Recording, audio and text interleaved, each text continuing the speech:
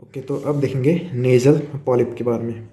अब ये पॉलिप होता क्या है? It is nothing but mucosal out pouching. अब नेज़ल पॉलिप है इसलिए किसकी आउट पाउचिंग हो गई? Mucosal out pouching of nasal mucosa या फिर paranasal sinus mucosa. Okay, it is mucosal out pouching of nasal और पैरानेज़ल साइनस म्यूकोजा। अब इसकी पैथोजेनेसिस समझाने के लिए एक थियरी है, वो है बर्नौली थियरी, जो इसकी पैथोजेनेसिस समझाती है कि कैसे डेवलप होता है। सबसे पहले कोई इन्फेक्टिव कंडीशन या फिर कोई एलर्जी, उसकी वजह से क्या होगा? ईडिमा होगा। अब यहाँ पे मिडल मिएटस क्यों लिखा है? क्योंकि जब हम रेस्पिरेशन करते हैं तो जो एयर होती है वो मोस्ट कॉमनली कौन से पार्ट में से जाती है? मिडल पार्ट में से, इसलिए यहाँ पे middle meatus, edema in the middle meatal area. जब मिडल मिएटल एरिया में ईडिमा हुआ तो क्या होगा? Narrowing of the air passage हो जाएगा। उसकी वजह से जो एयर आएगी उसकी वेलोसिटी इंक्रीज हो जाएगी। फिर जो प्रेशर डेवलप होगा वो होगा नेगेटिव प्रेशर। जब ये नेगेटिव प्रेशर होगा तो वो क्या करेगा? जो सपोज ये सेप्टम है और ये लेटरल वॉल, यहाँ नेगेटिव प्रेशर डेवलप हुआ तो क्या होगा? यहाँ जो म्यूकोजा होता है, म्यूकोजल लाइनिंग, वो नेगेटिव प्रेशर की तरफ बाहर पुल होगी। There will be pulling of the mucosa into the pathway of air. इसी पुलिंग ऑफ म्यूकोजा इसको कहते हैं नेज़ल पॉलिप। फिर से देखते हैं, सबसे पहले इन्फेक्शन या एलर्जी, उसकी वजह से ईडिमा होगा। ईडिमा पूरे नोज़ में होगा, लेकिन जो नैरोइंग ऑफ एयर पासेज होता है वो मिडल पार्ट होता है, मिडल मिएटल एरिया। उसकी वजह से there will be narrowing of the air passage. इसकी वजह से वेलोसिटी इंक्रीज होगी, नेगेटिव प्रेशर डेवलप होगा और there will be pulling of the mucosa into the pathway of air which leads to development of nasal polyp. ये थी Bernoulli's theory which explains the pathogenesis of nasal polyp. अब इसके types देखते हैं। तो nasal polyp middle meatal area में से ही डेवलप होगा, आउट पाउचिंग होगी मिडल मिएटल एरिया की। तो मिडल मिएटल एरिया में कौन से साइनस की ओपनिंग होती है? ओस्टियोमिएटल कॉम्प्लेक्स। उसमें 3 साइनस होते हैं, फ्रंटल, इथमॉइड और मैक्सिलरी। उसमें से फ्रंटल ऊपर की साइड होता है, काफ़ी ऊपर, इसलिए वहाँ चांसेस बहुत रेयर है कि वहाँ से म्यूकोजल आउट पाउचिंग हो, इसलिए फ्रंटल साइनर रेयरली डेवलप होता है। तो दूसरी आ गया मैक्सिलरी, एंट्रम और इथमॉइड साइनस। इन दोनों में से अगर नेज़ल पॉलिप डेवलप हुई, मैक्सिलरी में से हुई तो उसको बोलेंगे एंट्रोकोएनल पॉलिप, इथमॉइड में से हुई तो इथमॉइडल पॉलिप। मैक्सिलरी साइनस को दूसरा मैक्सिलरी एंट्रम भी बोलते हैं, इसलिए एंट्रोकोएनल। कोएना मतलब क्या होता है? पोस्टीरियर नेर्स, जो posterior part of nasal cavity में प्रेजेंट होती है।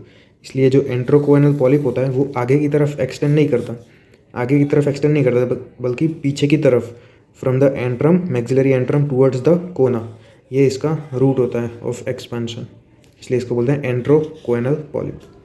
दूसरा इथमॉइड पॉलिप है, वो तो ऑब्वियसली इथमॉइड एयर सेल्स होते हैं इथमॉइड साइनस में, वहाँ से ही डेवलप होगा और वो बहुत सारे सेल्स होते हैं, इसकी वजह से ये जो इथमॉइडल पॉलिप होगा वो मल्टीपल होगा। साथ में ही इथमॉइड एक सिंगल बोन है, ओके। उसकी वजह से अगर एक साइड में इन्फेक्शन हुआ तो दूसरी साइड में भी इन्फेक्शन होगा और उसकी वजह से ईडिमा और वो सब होगा। उसकी वजह से बायलैटरल इन्वॉल्वमेंट होती है इन इथमॉइडल पॉलिप, कि याद रखना they are multiple and bilateral ethmoidal. और एंट्रोकोएनल एक साइड में एक ही मैक्सिलरी साइनस होता है, मैक्सिलरी एंट्रम होता है, इसलिए it will B single and it follows infection या फिर कोई इन्फेक्टिव कंडीशन। जो इथमॉइडल पॉलिप होती है ये most commonly occurs following any systemic conditions, like allergy हो गई, बहुत सारे दूसरे सिंड्रोम्स है, वो इटियोलॉजी में देखेंगे। याद रखना ethmoidal polyp occurs following any systemic conditions, systemic disorder, while antrochoanal polyp occurs mostly in infective conditions. इसलिए एंट्रोकोएनल सिंगल होता है और दूसरा यूनिलेटरल होता है, इथमॉइडल होता है मल्टीपल होता है और बाइलेटरल होता है। ये था ओवरऑल पैथोजेनेसिस और टाइप्स ऑफ पॉलिप। तो पहला टाइप है ethmoidal polyp. Ethmoidal polyp it is bilateral, multiple, occurs most commonly in adults and following systemic condition. तो ये हो गया इंट्रोडक्टरी पार्ट। उसके बाद इसकी इटियोलॉजी देखते हैं। तो it occurs following systemic condition. तो पहली इटियोलॉजी होगी वो क्रॉनिक राइनोसाइनोसाइटिस। अभी एलर्जिक भी हो सकती है और नॉन एलर्जिक भी हो सकती है, but most commonly allergic chronic rhinosinusitis it is followed by ethmoidal polyp, क्योंकि ये सिस्टमिक कंडीशन हो जाएगी इसकी वजह से। अब एक फॉर्म ऑफ क्रॉनिक राइनोसाइटिस है जिसको बोलते हैं नेर्स। अभी नेर्स क्या होता है? Non allergic rhinosinusitis associated with eosinophilia syndrome. Okay, it is the form of chronic rhinosinusitis which is followed bye ethmoidal polyp. ये हो गई पहली ईटियोलॉजी, क्रॉनिक राइनोसाइटिस। फिर सेकंड है अस्थमा। थर्ड है एस्पिरिन इंटॉलरेंस या फिर एस्पिरिन सेंसिटिविटी। अब एक ट्रायड है which is known as Samter's triad. ये ट्रायड में कौन कौन सी 3 चीज़ें आती है? एक तो हो गई नेजल पॉलिप, दूसरी हो गई अस्थमा, और थर्ड हो गई एस्पिरिन सेंसिटिविटी। ये 3 चीज़ें आती है इन द सेम्टर्स ट्रायड। ओके, एक नेजल पॉलिप, दूसरी अस्थमा और एस्पिरिन सेंसिटिविटी इन सेम्टर्स ट्रायड। हम ऐसे पेशेंट को, कोई अस्थमा के पेशेंट को हम एस्पिरिन नहीं दे सकते। Aspirin is contraindicated because it increases या एग्जैजरेट्स द सिम्टम्स। इसकी वजह से एस्पिरिन इज कॉन्ट्राइंडिकेटेड। तो फोर्थ कंडीशन हुआ है सिस्टिक फाइब्रोसिस। अभी सिस्टिक फाइब्रोसिस है, it is a genetic condition. It is a genetic condition. इसका दूसरा नाम है सिस्टिक फाइब्रोसिस का म्यूकोविसिडोसिस। इसकी मतलब क्या होगा? म्यूकोविसिडोसिस मतलब जो म्यूकस होता है वो थिक हो जाता है, जो सिक्रेशंस होता है वो इट बिकम्स थिक। उसकी वजह से ये क्या करते हैं? साइनसेस को ऑब्स्ट्रक्ट करते हैं, साइनस ऑब्स्ट्रक्शन। उसकी वजह से इन्फेक्शन होता है, बाद में ईडिमा वो सब करके नेजल पॉलिप डेवलप होता है। ये सिस्टिक फाइब्रोसिस होता है किसकी वजह से? It is a due to disorder of या फिर defect in chlorine channels. Chlorine channel की डिफेक्ट की वजह से जो म्यूकस होता है वो थिक हो जाता है, म्यूकोविसिडोसिस विच ऑब्स्ट्रक्ट द साइनसेस। ये थी fourth condition cystic fibrosis. Fifth वो है एलर्जिक फंगल साइनोसाइटिस। ओके, अगर कोई पेशेंट को एलर्जी है, एलर्जी टू फंगस, उसमें अगर साइनोसाइटिस डेवलप हुआ, it is known as allergic fungal sinusitis. इसको बाद में देखेंगे डिटेल में। तो अभी टोटल 5 चीज़ें हुई है अब तक। क्रॉनिक राइनोसाइनोसाइटिस, उसमें याद रखना है नेड्स, non allergic rhinosinusitis associated with eosinophilia syndrome. दूसरी asthma, aspirin sensitivity. Samter's triad में 3 चीज़ें, नेजल पॉलिप, अस्थमा और aspirin sensitivity. Cystic fibrosis genetic condition known as mucoviscidosis, जहाँ mucus becomes thick, causes sinus obstruction and infection. फिर fifth है वो allergic fungal sinusitis.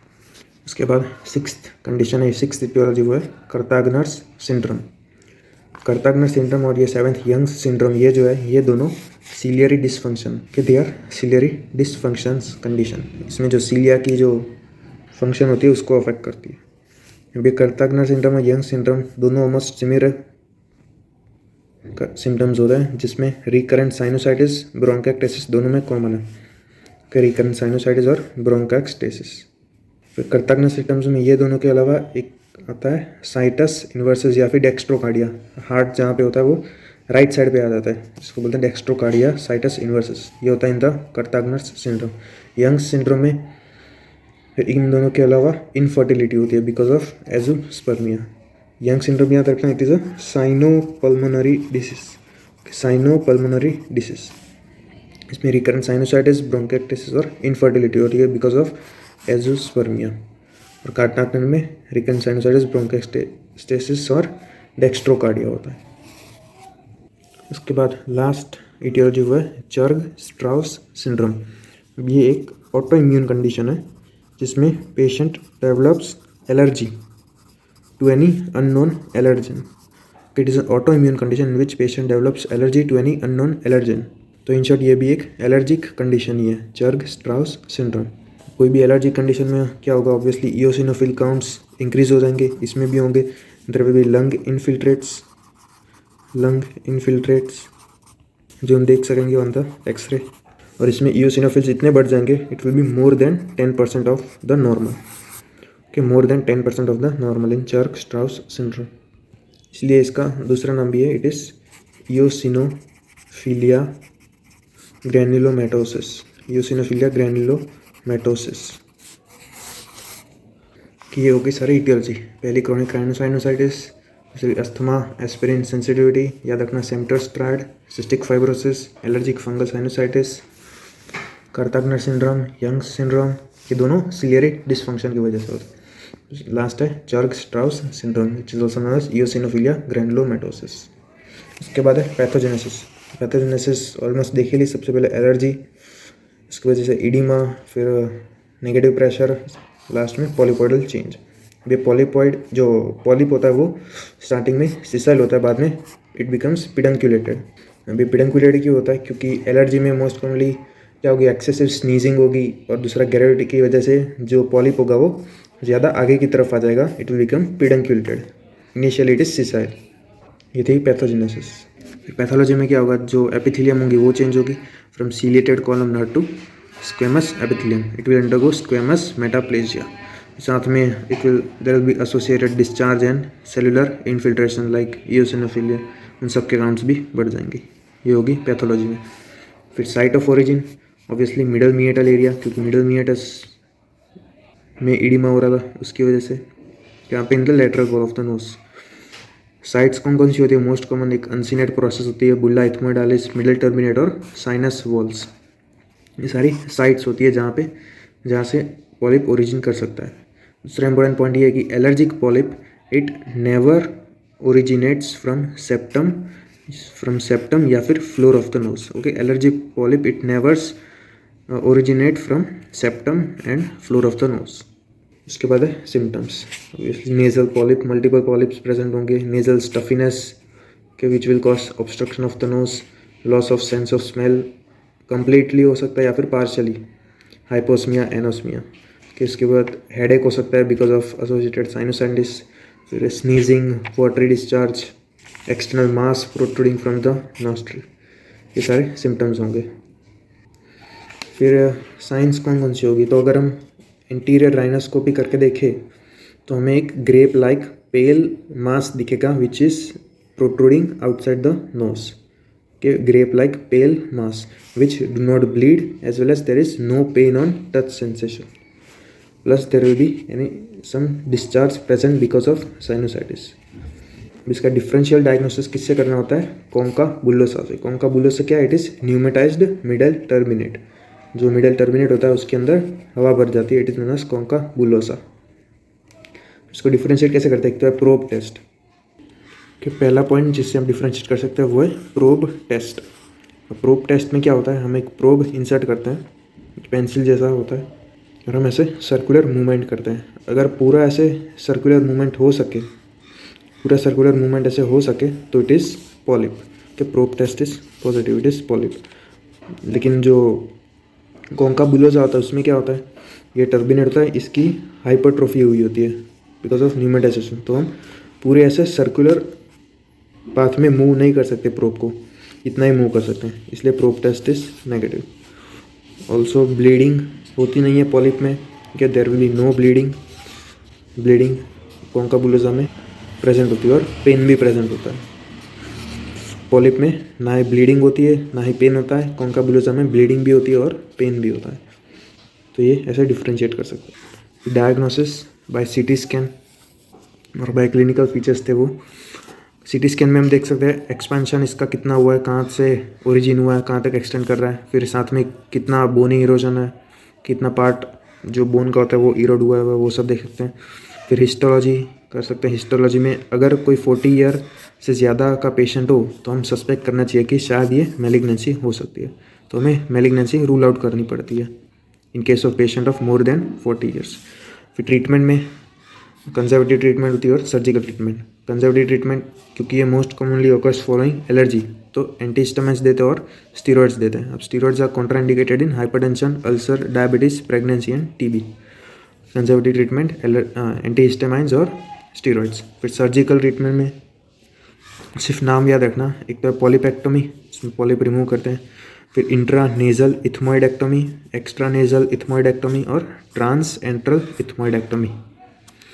और जो मोस्ट इंपॉर्टेंट वो है FESS, functional endoscopic sinus surgery.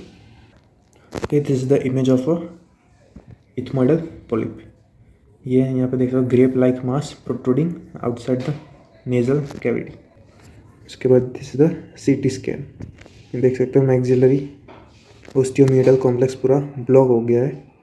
There is out pouching of the mucosal epithelial lining. ये image ऑफ पॉलिप जिसमें देख सकते हो ओपेसिटी जनरेट हो गई है। मैक्सिलरी साइनस एंड ओस्टियोमिडल कॉम्प्लेक्स पूरा ओपेक दिखाई दे रहा है। फिर ये ऊपर की साइड से लिया हुआ है, यहाँ पे ये पॉलिप यहाँ से ओरिजिन हुआ, इसके पीछे इसकी एक्सटेंशन यहाँ तक पीछे की साइड तक। बेसिकली यहाँ से हम एक्सटेंड कितना हुआ है, साथ में बोनी इरोजन कितना है वो देख सकते हैं।